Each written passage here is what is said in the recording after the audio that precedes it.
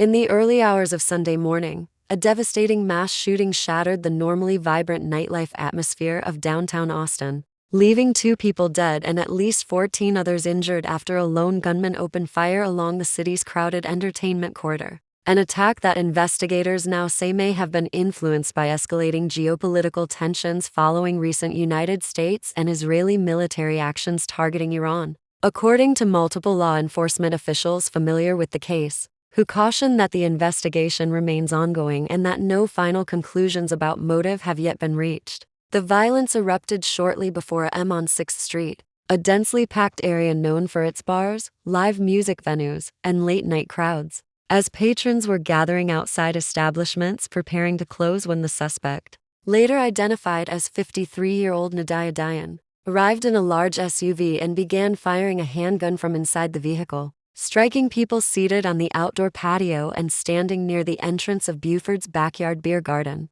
before turning on his hazard lights, rolling down his window, and continuing to shoot indiscriminately into the crowd, creating panic and chaos as dozens of people attempted to flee for safety amid the sound of gunfire. According to the Austin Police Department, the suspect then drove a short distance west, parked his vehicle, exited with a rifle, and continued firing at pedestrians on foot, prompting an immediate response from officers who were already patrolling the area due to the high volume of weekend activity, with police confronting the suspect in less than a minute and fatally shooting him at an intersection as he advanced toward East 6th Street, a rapid response that authorities say likely prevented further loss of life. Federal agents from the Federal Bureau of Investigation and local law enforcement quickly secured the scene, launching a joint investigation that has since focused on whether the suspect's actions were influenced by extremist ideology or global political events, particularly in light of evidence discovered at the scene,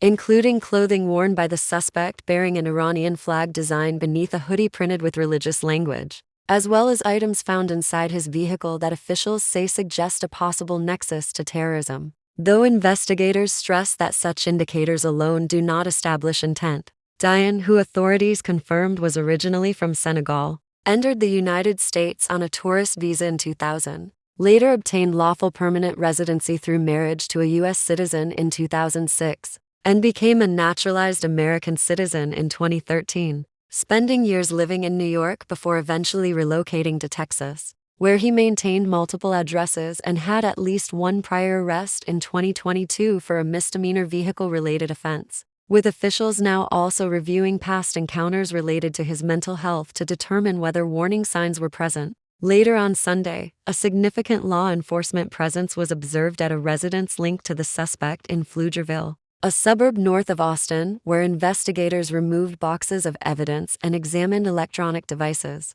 including computers and mobile phones, in an effort to determine whether the suspect consumed propaganda, communicated with others, or left behind written material explaining his actions. Eyewitnesses described scenes of confusion and disbelief as shots rang out, with many initially mistaking the sound for fireworks or a car backfiring, including a 22-year-old senior at the University of Texas at Austin who told investigators he and his friends continued eating at a nearby food truck until police lights and fleeing crowds made the danger unmistakably clear, at which point officers could be seen sprinting toward the shooter as civilians ran in the opposite direction seeking shelter. Emergency responders from Austin Travis County Emergency Medical Services deployed more than 20 units to the scene, transporting critically wounded victims to nearby hospitals within minutes, with officials confirming that 3 of the injured remained in critical condition while others were treated for gunshot wounds of varying severity.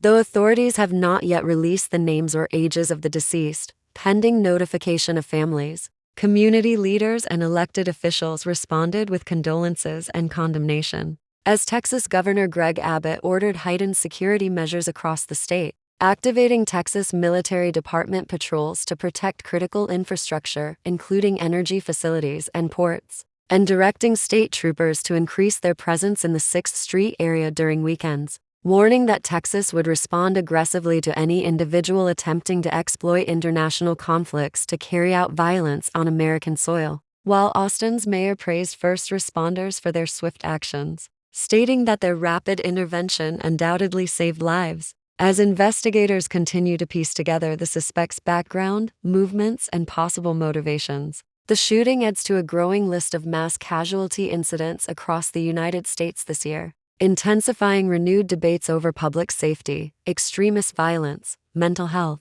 and the domestic consequences of international conflict. While residents of Austin and the broader nation are left once again grappling with grief, unanswered questions, and the sobering reality of how quickly ordinary moments can turn tragic in an era marked by both global instability and persistent gun violence.